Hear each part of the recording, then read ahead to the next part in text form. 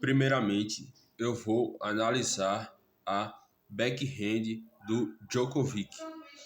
A backhand do Djokovic era uma backhand de corpo inteiro, parecida com a forehand de corpo inteiro, uma biomecânica tão refinada quanto.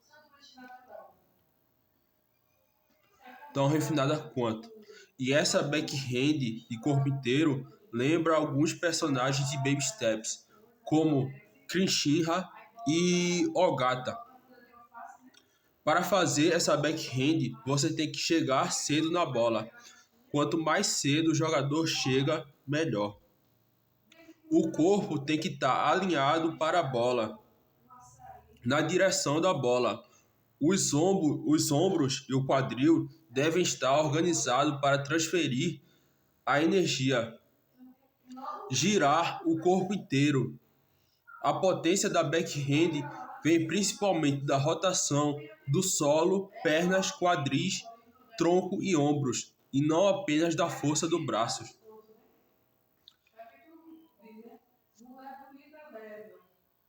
As duas mãos têm que ficar atrás da bola. Os pés posicionam o corpo. Os pés e o corpo ficam posicionados para ficar atrás da trajetória da bola. O ponto de contato acontece ligeiramente à frente do quadril. As duas mãos que estão atrás da bola conduzem a raquete com estabilidade. A mão dominante para destros, a esquerda, é a principal geradora de aceleração na backhand de duas mãos.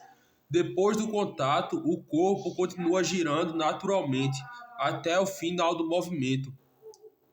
E é justamente essa preparação precoce, somada à rotação do corpo, que faz a backhand parecer limpa e poderosa.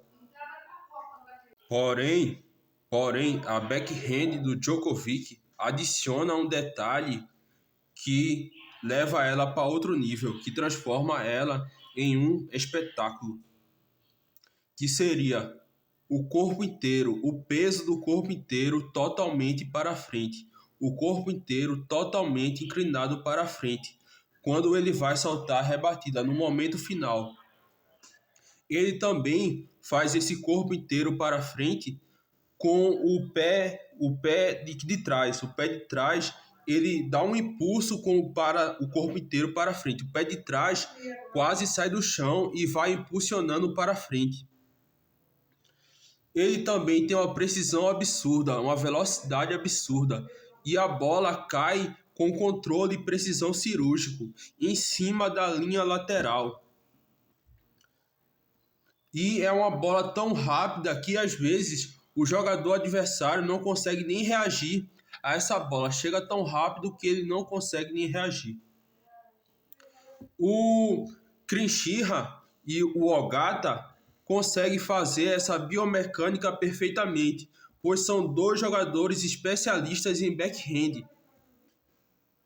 E a atuação da backhand do Djokovic, para ficar igual ao Djokovic, tem que ser uma mistura dos dois, do Krinshiha e do Ogata. Uma fusão dos dois arquétipos. O Krinshiha aparece pela precisão absurda, pela capacidade de escolher exatamente a direção perfeita, variar a profundidade e encontrar ângulos quase perfeitos em cima da linha lateral. A backhand do Krinshiha não é apenas forte, ela é construída com inteligência e controle e precisão fino, controle e precisão cirúrgica.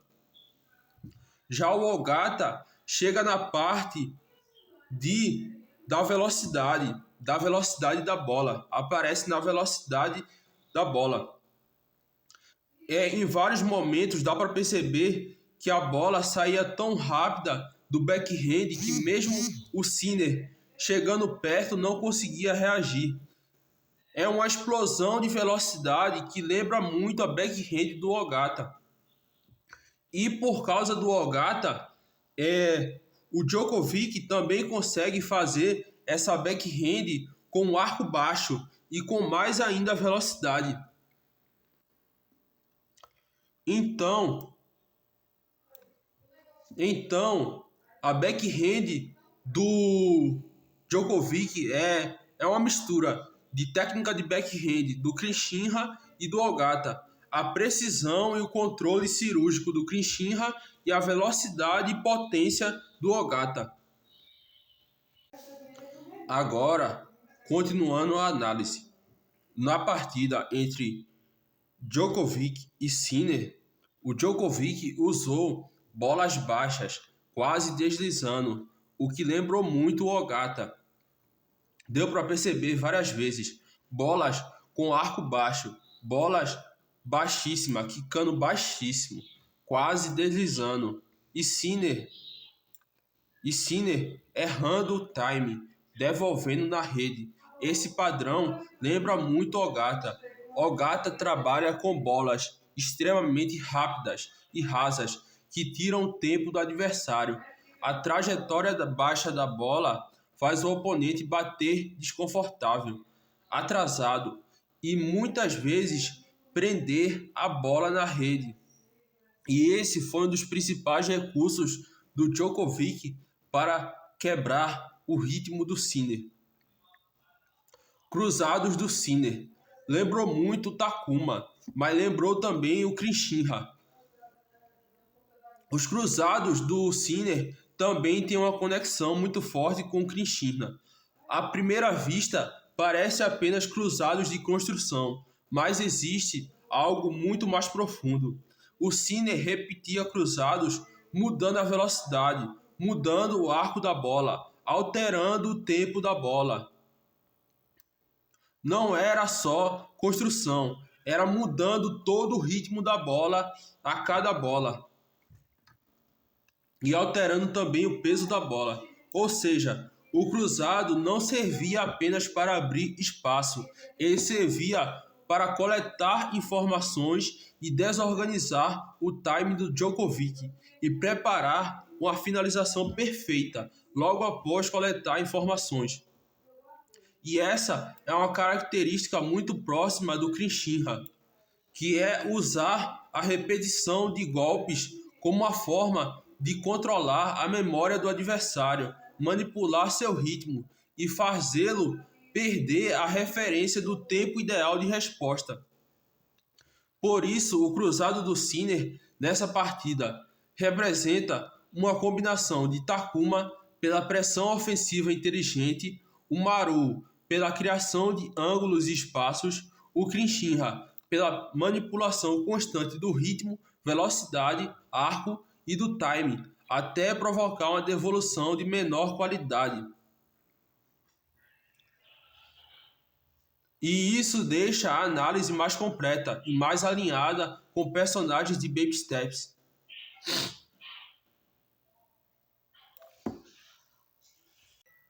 Agora, sobre os cruzados do Djokovic. Logo quando você vê de cara, pela primeira vez, parece muito o Maru, usando a geometria, mas há uma presença muito maior de Krishinha, porque o ponto principal é que Krishinha não usa o cruzado apenas para manter a troca de bolas, ele usa o cruzado como golpe de finalização, criando antes todas as condições para que esse cruzado seja praticamente indefensável. E foi isso que apareceu muitas vezes no Djokovic. Krishinha aparecendo nos padrões do Djokovic. O primeiro padrão ofensivo dos cruzados, repetindo o cruzado até pegar o Sinner no contrapé. Esse é um padrão clássico de Krishinha. O objetivo não é ganhar o ponto no primeiro cruzado, é repetir até encontrar o momento em que o adversário perde o equilíbrio ou inicia o deslocamento para o lado errado. Só então vem um cruzado potente com toda a força e vencedor. Fazer o Sinner, o segundo padrão, esse daqui. Fazer o Sinner andar para o meio e finalizar no cruzado. Isso também lembra muito o Krinchinha. Primeiro, ele manipula o posicionamento do adversário, depois explora justamente o espaço da lateral aberta, com um cruzado extremamente preciso. Aqui entra Krinchinha e Maru, aparecem juntos. O Maru, ele cria a geometria, o espaço. O Krinchinha, ele escolhe o momento certo para matar, com o cruzado. Saque, abrindo a quadra, uma bola no meio ou paralela e cruzado para o lado oposto. Mais um padrão típico de Krinchinha. O saque não é a arma principal. O saque serve para fabricar o espaço ideal para o cruzado vencedor. E o meio ou a paralela também serve para fabricar o espaço ideal para o cruzado vencedor. O quarto padrão, paralelas perto do meio, preparando o cruzado. Esse detalhe é muito interessante. O Djokovic não usava a paralela necessariamente para finalizar.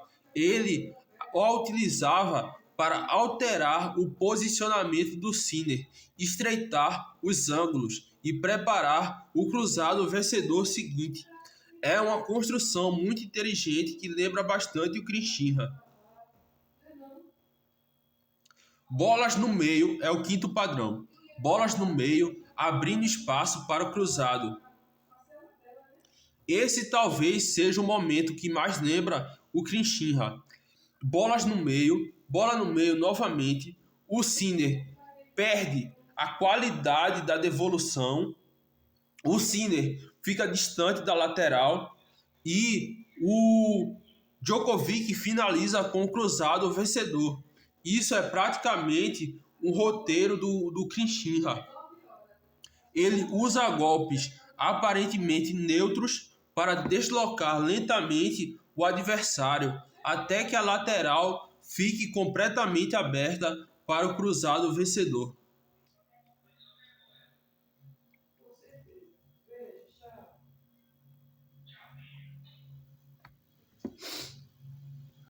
Agora, analisando a partida entre os dois como um todo, o primeiro set, o segundo set e o terceiro set.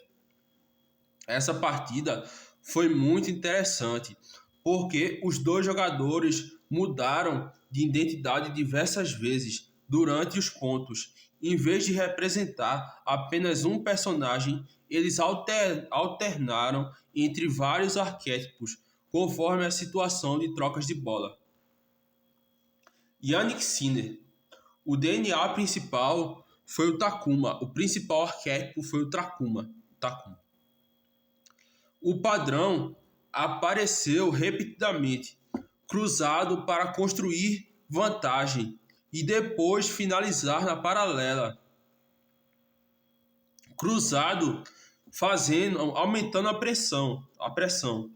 Cruzado aumentando a pressão e finalizando na paralela. Djokovic correndo lateralmente, o Jannik Sinner combinando cruzado e paralela e fazendo o Djokovic correr lateralmente. Aparece uma bola curta, paralela para matar. O Jannik Sinner fazia o Djokovic correr lateralmente até a devolução perder a qualidade e depois matava na paralela. Se houver defesa, voleio.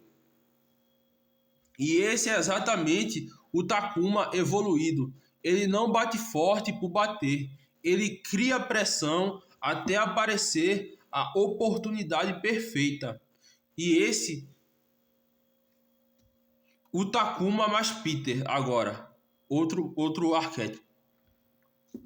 No jogo de saque e voleio, paralela para abrir espaço e fechar a rede, voleios, smashes.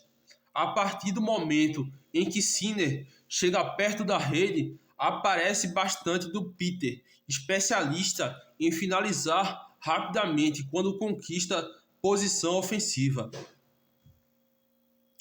Takuma mais Ikki. Um detalhe muito interessante.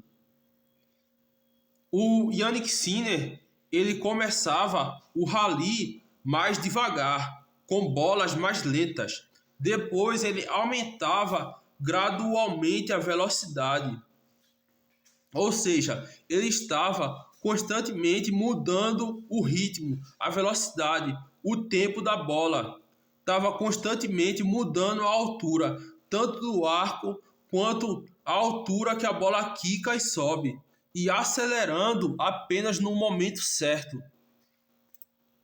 E acelerando no momento tão perfeito que o Djokovic não conseguia nem reagir ao ataque do Sinner. E isso lembra muito o Ikki, o mestre do tempo. O Ikki controla velocidade, tempo da bola no ar, momento de acelerar, momento de desacelerar. E o Sinner fez exatamente isso.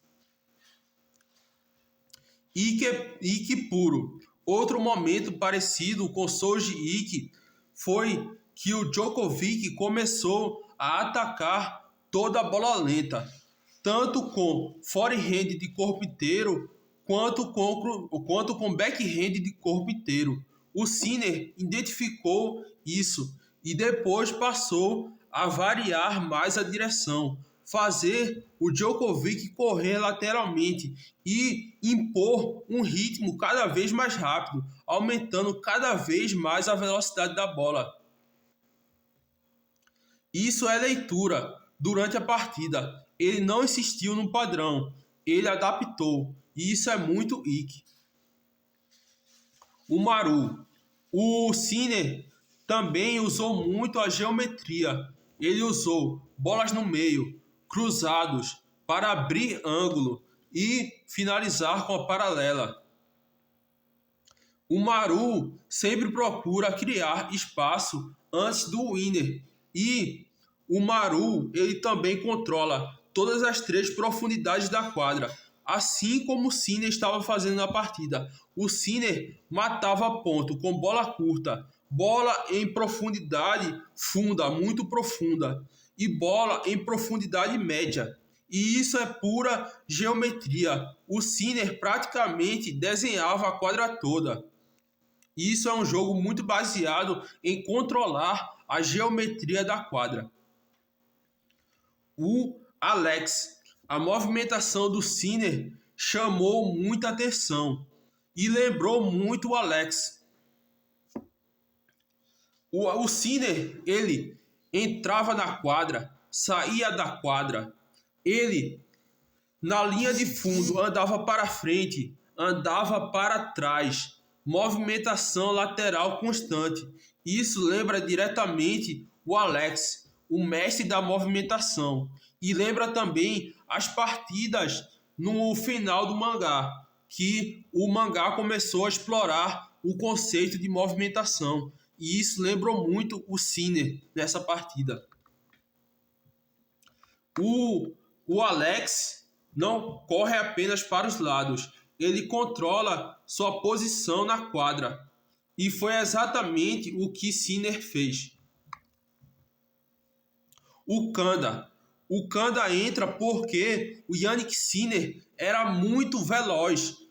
Quando o Djokovic conseguia rebater, devolver bolas muito difíceis, perto da linha lateral, em cima da linha lateral, o Sinner salvava, corria muito, recuperava bolas impossíveis e ainda contra-atacava. Apareceu o lado físico do Kanda, que é um personagem que tem um dos melhores físicos da obra de Baby Steps.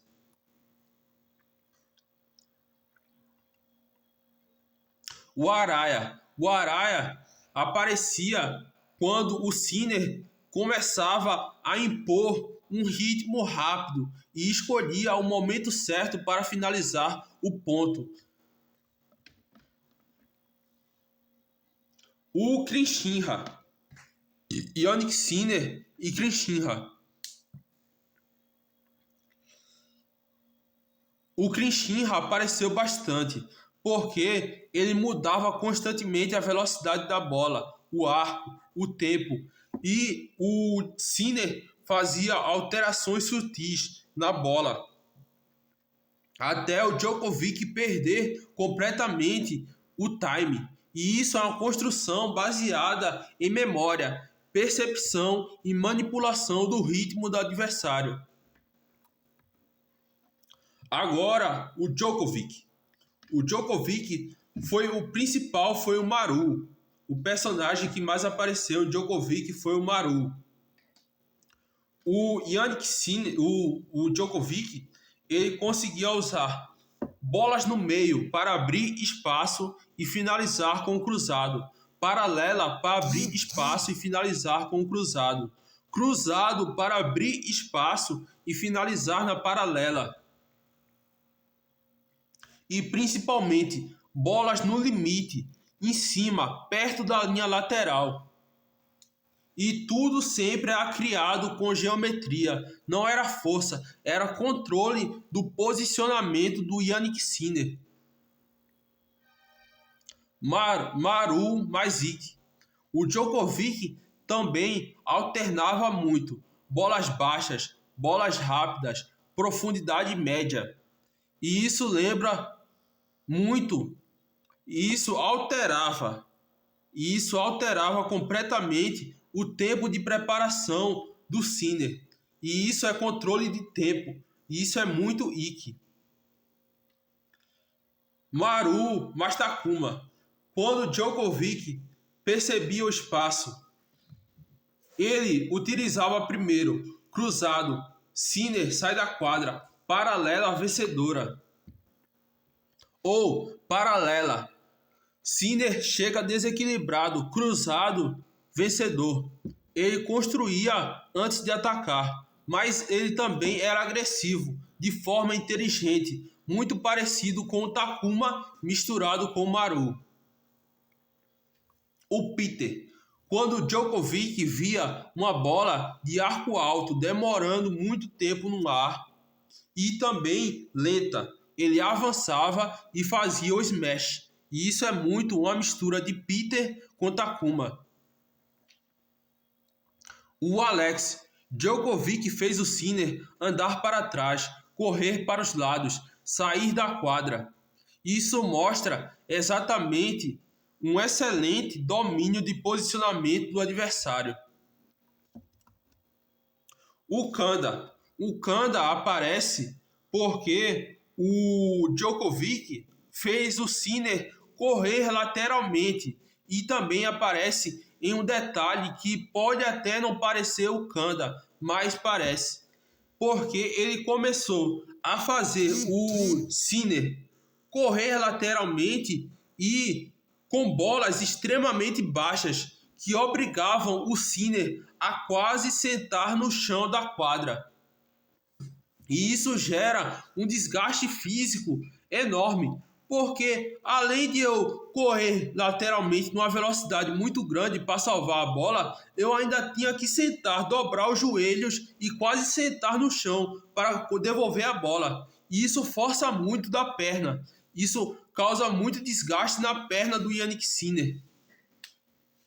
E o Djokovic venceu muitos pontos com essa estratégia de desgaste. E isso parece o Kanda. Isso parece muito com o Kanda. Agora eu vou explicar um conceito que apareceu no mangá de Baby Steps, nos últimos capítulos, que foi o conceito de movimentação.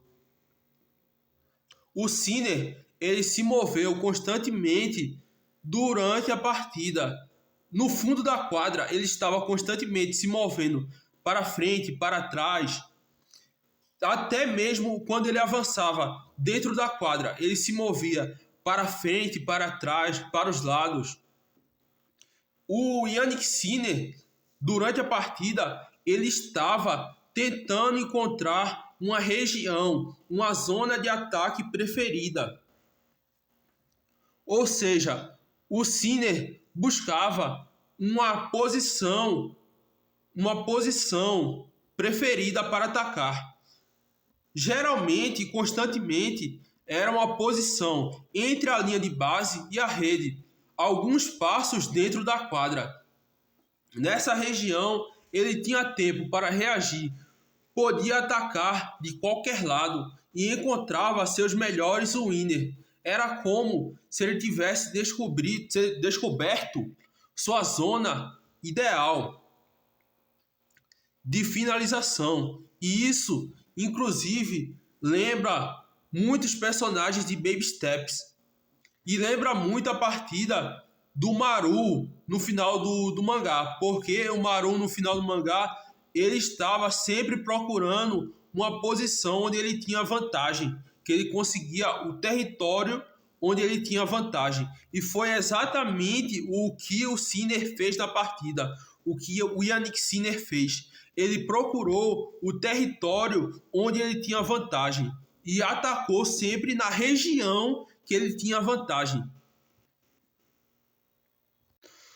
O DNA do terceiro set do Yannick Sinner continua sendo Takuma, porque ainda era uma agressão inteligente.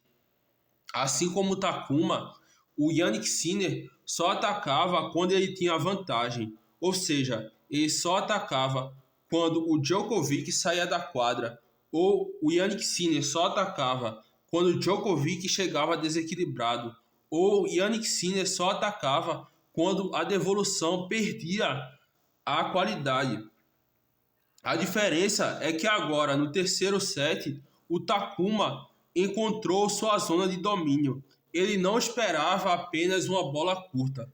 Ele trabalhava o ponto até conseguir entrar naquela região de ataque, entre o fundo e a rede.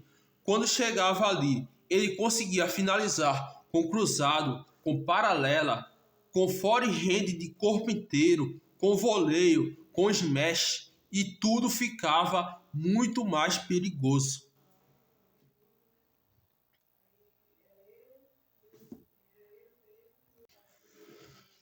Outro personagem que também lembrou, mas foi pouco, foi o Takuya Miyagawa. Porque o Takuya Miyagawa é um especialista em bater com toda a força e fazer a bola cair em profundidade média. E, assim como o Takuya Miyagawa, o Yannick Sinner conseguia uma paralela muito forte, caindo muito rápido e quicando muito rápido em profundidade média. O Yannick Sinner conseguia muito o winner em profundidade média. E Yannick Sinner usava a combinação de cruzado profundo, perto da linha de fundo, e depois finalizava com a paralela em profundidade média. Até mesmo o posicionamento, que ele se posicionava em profundidade média, gostava de atacar dali e encontrava essa posição com frequência e finalizava em profundidade média. E isso tudo é praticamente a assinatura do Takuya Miyagawa. Mais do que bater na bola e em profundidade média, ele procurava o posicionamento, o próprio corpo dentro dessa faixa da quadra. O Sinner encontrou sua base operacional. Ele construía o ponto até ocupar a região de profundidade média e dali praticamente todas as opções ficavam disponíveis. Esse domínio lembra Takuma Miyagawa.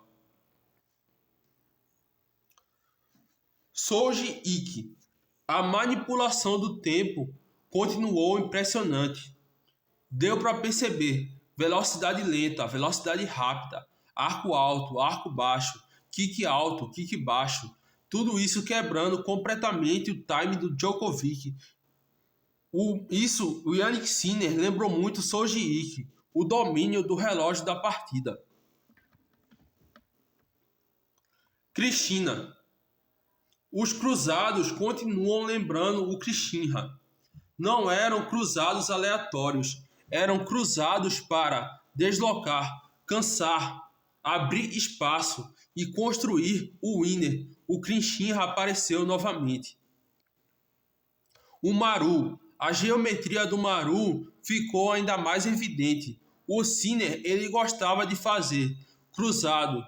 Djokovic sai da quadra, paralela ou troca de direção muito rapidamente para criar espaço. E o winner. Isso é Maru puro, isso é geometria.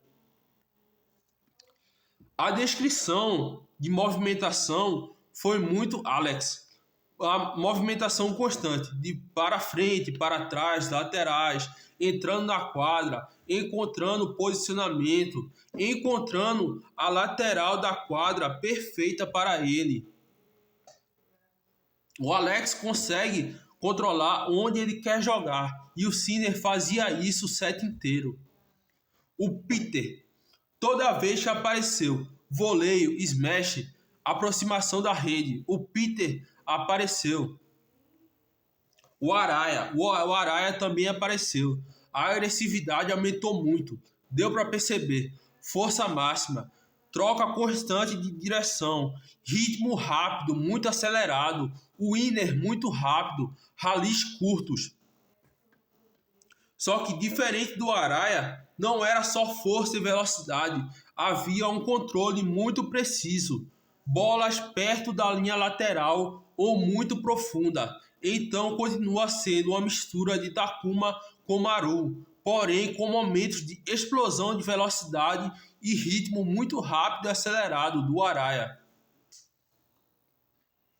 E também, assim como o Araya, o Jannik Sinner começava a acelerar o jogo, impor uma velocidade muito rápida, até o Djokovic tentar desacelerar. E como o Araya, o Jannik Sinner finalizava o ponto sempre que o Djokovic tentava desacelerar e sobreviver. Kanda, a parte física continua muito forte. Mesmo impondo ritmo elevado, o Sinner continuava correndo, continuava chegando, continuava acelerando. O Kanda aparece novamente porque o Jannik Sinner se moveu bastante durante o jogo. E para se mover bastante durante o jogo, você tem que ter um físico muito bom. E o Kanda é um dos personagens com um dos melhores físicos de Baby Steps. Agora, Djokovic no terceiro set. Djokovic ainda lembra muito o Maru, porque ele continua organizando o jogo, bolas no meio, cruzados e depois isso tudo abrindo espaço para a paralela, tudo extremamente racional. E principalmente o Djokovic conseguia winner, ele conseguia finalizar o ponto com bolas no limite, em cima da linha lateral. Krinchinha. Aqui o Krinchinha apareceu ainda mais, observando os padrões. Cruzado, preparando a paralela. Paralela, preparando o cruzado. Cruzado em cima da linha. Paralela em cima da linha. Isso é Krinchinha. Ele cria o espaço perfeito para finalizar utilizando ângulo perfeito. O Ogata. O Ogata aparece em paralelas com arco baixos, quicando e subindo baixo, extremamente rápidas, em ritmo muito acelerado. Lembra bastante o Ogata. Além disso, cruzado baixo profundo, com arco baixo. Lembra muito o Ogata. E também com a altura do kick, a altura que sobe quase deslizando. Continua lembrando o Ogata. Krinchinha mais Ogata. Backhand. Mesmo quando a backhand não está explicitamente, o padrão permanece. Precisão de Krinchinha, velocidade do Ogata. O Peter.